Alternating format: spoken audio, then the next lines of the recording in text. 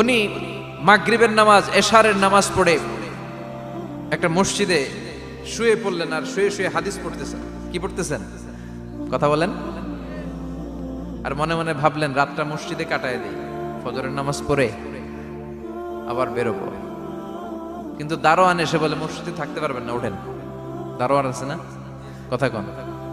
আহমদ ইবনে হাম্বল বললেন আমি শুধু রাতটা থাকতে চাই, আমি তো ফজরেরও মুসল্লি, ফজর নামাজ পড়বো তো এই মসজিদে, আমার থাকতে দাও। দারোয়ান তো দেয় না, কেন? মসজিদে থাকার জায়গা না, যান মিয়া। উনি যে আহমদ ইবনে হাম্বল এটা চিনে নাই, থাকতে দেয় না। কি করবে এখন? উনি কাঁথা গুছিয়ে হাদিসের কিতাব নিয়ে কাঁধের মধ্যে ব্যাগ নিয়ে মসজিদ থেকে বেরোয় গেলেন। কি আর করবেন, প্রচন্ড শীত, আর কাঁপতেছেন, বুড়ো মানুষ। পথিমধ্যে দেখলেন বাজার।